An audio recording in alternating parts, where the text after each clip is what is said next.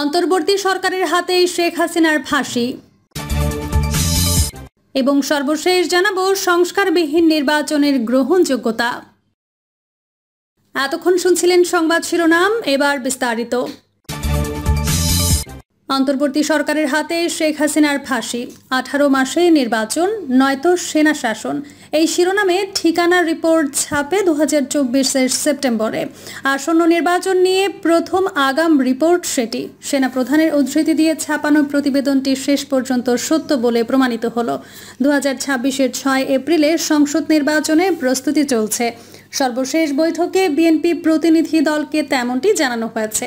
গত 11 ফেব্রুয়ারি রাতে ঢাকায় মার্কিন চার্জ দ্য অ্যাফেয়ার্সও একই তথ্য পেয়েছেন। অন্তর্বর্তী সরকারের প্রধান উপদেষ্টা ডক্টর মোহাম্মদ ইউনূস তা জানিয়েছেন। নিষেধাজ্ঞা তুলে আওয়ামী লীগকেও নির্বাচনে নিতে আলোচনা হয়েছে। 2024-এর 5 আগস্ট ছাত্র গণঅভ্যুত্থানে পরাভূত হয় আওয়ামী লীগ সরকার। পদত্যাগ করে ভারতে পালিয়ে যান প্রধানমন্ত্রী শেখ হাসিনা।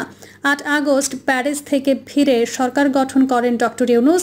6 মাসের মাথায় দেশে ভাঙা হয় বঙ্গবন্ধুর 32 নম্বরের বাড়ি। সারা দেশে আওয়ামী লীগের 18 নেতার বাড়ি ভাঙচুর, লুটপাট হয়। শেখ হাসিনার উস্কানিমূলক বক্তব্যের প্রতিবাদে ছাত্র জনতার এমন বিপ্লব, বিষয়টি বিশ্বব্যাপী আলোড়ন তোলে। তবে দেশের আইন শৃঙ্খলা পরিস্থিতি উদ্বেগজনক বলে আশঙ্কা ওঠে।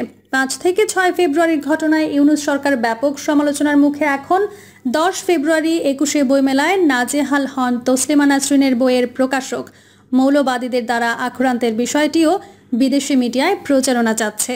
ট্রাম্প মোদি বৈঠকে হাসিনা প্রসঙ্গ, নিষেধাজ্ঞা তুলে আওয়ামী লীগকে নির্বাচনে নিতে ত্রিমুখী চাপ। মার্কিন প্রেসিডেন্ট ডোনাল্ড ট্রাম্প ও ভারত প্রধান নরেন্দ্র মোদির বৈঠক। পুরনো 2 ঘনিষ্ঠ নেতার বৈঠক 12 থেকে 13 ফেব্রুয়ারি। আলোচ্য শীর্ষ 10 বিষয়ের তালিকায় বাংলাদেশও রয়েছে। সাবেক প্রধানমন্ত্রী শেখ হাসিনাকে আশ্রয় দানের প্রশ্নটি গুরুত্বপূর্ণ। চীনের আধিপত্য রোধে ট্রাম্প মোদি নতুন ঐকমত্য খুঁজছেন। একই সমীকরণে বাংলাদেশকে মুঠোবন্দী রাখতে চায় ভারত। সেক্ষেত্রে হাসিনার রাজনীতির পুনর্বাসনে আগ্রহী ভারত। মার্কিন প্রেসিডেন্টের সাড়া পেলে শুরু হবে রাজনীতির নতুন খেলা। এপ্রিলের 5 তারিখে মালয়েশিয়ায় বিমস্টেক সম্মেলন, তাতে ভারত প্রধান মোদি ও বাংলাদেশ প্রধান ডক্টর ইউনূস অতিথি। সংঘাতকে সমঝোতায় পরিণত করতে 2 নেতা বৈঠকে বসবেন। সচেতন মহলের মতে আলোচনায় হাসিনা প্রসঙ্গ উঠবে। নিষেধাজ্ঞা তুলে আওয়ামী লীগকেও নির্বাচনে অংশ নেওয়ার বিষয়টি নিশ্চিত হবে। অন্যদিকে হাসিনার আক্রমণাত্মক রাজনীতি পরিহাসের দাবিও উঠবে। নির্বাচনে আওয়ামী লীগকে রাখতে পরোক্ষ দাবি জানিয়েছে 2টি দেশ। আমেরিকা ও অস্ট্রেলিয়া মৃদু দাবি তুলেছে। মার্কিন চার্জ দ্য অ্যাফেয়ার্স অন্তর্ভুক্তিমূলক নির্বাচনের কথা বলছেন, অর্থাৎ প্রাচীন ও নির্বাচন নিবন্ধিত দল আওয়ামী লীগও থাকবে। অস্ট্রেলিয়ান পার্লামেন্টে দ্রুত নির্বাচনের কথা উঠেছে। আওয়ামী লীগকে নির্বাচনের সুযোগ প্রদানের সুপারিশ করা হয়েছে। পাশাপাশি মানবাধিকার সুরক্ষায় মবের কার্যক্রম থামানোর প্রস্তাব উঠেছে। ফাঁসির দায় ইউনূসের কাঁধে ফেলছেন রাজনীতিকেরা। জুলাই আন্দোলনের কুশীলবরা আওয়ামী লীগকে নিষিদ্ধের দাবিতে সোচ্চার হয়, যার পরিপ্রেক্ষিতে আওয়ামী লীগের সকল কার্যক্রম নিষিদ্ধ করা হয়। সেক্ষেত্রে বৈষম্য বিরোধী ছাত্র আন্দোলন বা জাতীয় নাগরিক কমিটি একাট্টা। 5 ফেব্রুয়ারির বুলডোজার কর্মসূচিতে দেখেছে শোডাউন। 32 নম্বর ও সারা দেশে 18টি আওয়ামী বাড়ি ভেঙেছে। 5 আগস্টের পর এটি বিপ্লবের সেকেন্ড ওয়েভ বলা হচ্ছে। এমনটি বহাল থাকলে অন্তর্বর্তী সরকারের সঙ্গেও বিরোধ বাড়বে। শেখ হাসিনার সহ অপরাধী আওয়ামী লীগ নেতাদের ফাঁসি চায় তারা। অযথা সময় ক্ষেপণের অভিযোগও তোলা হচ্ছে। তাদের মতে নিহত সহস্রাধিক শহীদের আত্মা কষ্ট পাচ্ছে। বিচার নিশ্চিত করার পর নির্বাচনের কথা বলা হচ্ছে। নিজেরাও নির্বাচনী দল গঠনে উদ্যোগী হয়েছে। দ্রুত নির্বাচন চেয়েছিল বিএনপি, জামায়াত, অন্যান্য দল। তবে এটি গোপন সমঝোতায় নির্বাচন ডিসেম্বরে যাচ্ছে। তা হলো রাজনৈতিক সংস্কার ও শেখ হাসিনার ফাঁসির রায়। অক্টোবরের মধ্যে রায় চূড়ান্ত হবে বলে ঘোষণা এসেছে। আইন উপদেষ্টা ডক্টর আসিফ নজরুল 3টি রায়ের খবর দিয়েছেন। রাজনৈতিক মহলের মতে ইউনূস সরকারের মাধ্যমে ফ্যাসিবাদের বিচার হোক। নোবেল বিজয়ীর শাসনকালেই হাসিনা গং রায় পাক, তাহলে আর ভবিষ্যৎ ক্ষমতাবানদের কাঁধে খুনোখুনির দায় বর্তাবে না। সংস্কারবিহীন নির্বাচনের গ্রহণযোগ্যতা।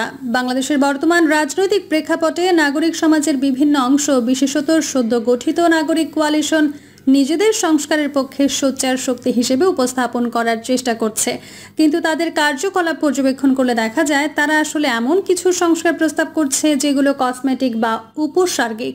যা বাস্তবে সেই একই দমনমূলক ব্যবস্থাকে অক্ষুণ্ণ রাখবে, অথচ যাকে তারা চ্যালেঞ্জ করার দাবি করছে।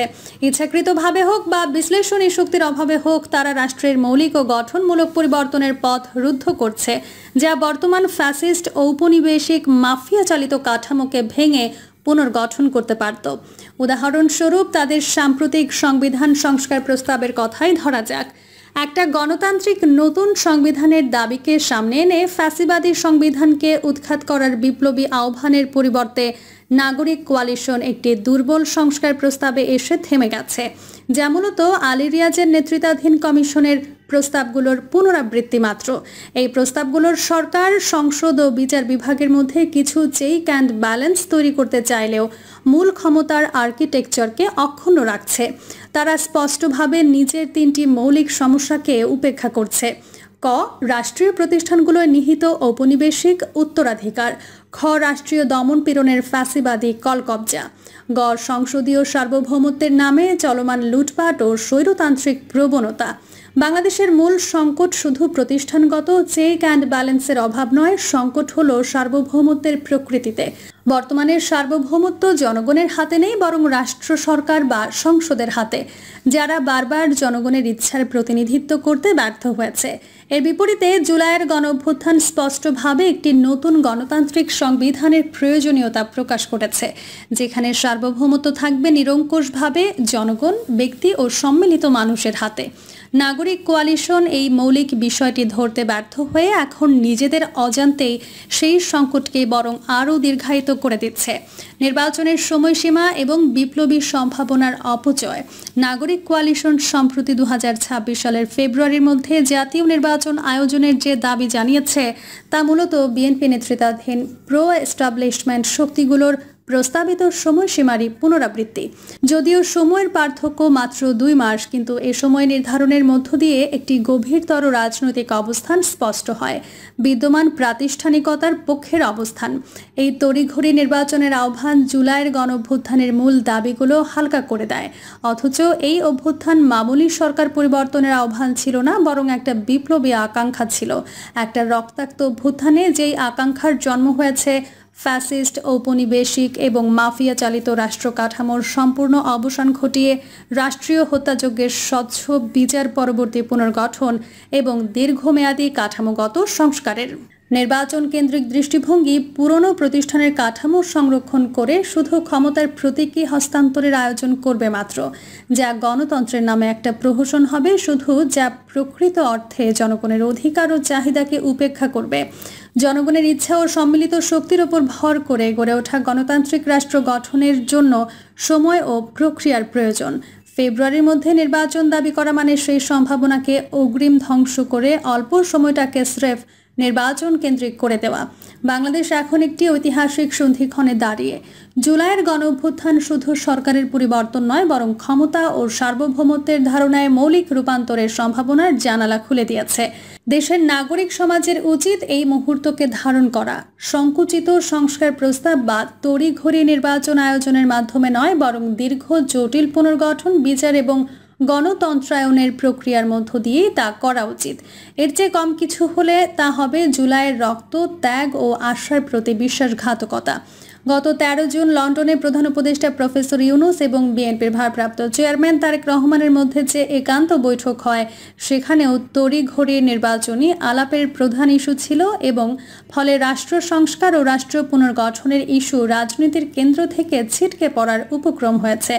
প্রফেসর ইউনূসের অন্তর্বর্তী সরকার গণঅভ্যুত্থানের রাষ্ট্র পুনর্গঠন ও রাষ্ট্রীয় সংস্কারের দাবিকে উপেক্ষা করে এবং ফ্যাসিবাদী ও ঔপনিবেশিক ব্যবস্থা অক্ষুণ্ণ রেখে অকাল নির্বাচনের মাধ্যমে বিদ্যমান ক্ষমতা কাঠামোকে অটুট রেখে শাসক পরিবর্তনের এজেন্ডার কাছে আত্মসমর্পণ করেছেন বা বাধ্য হয়েছেন বলেই অনেকে মনে করছেন।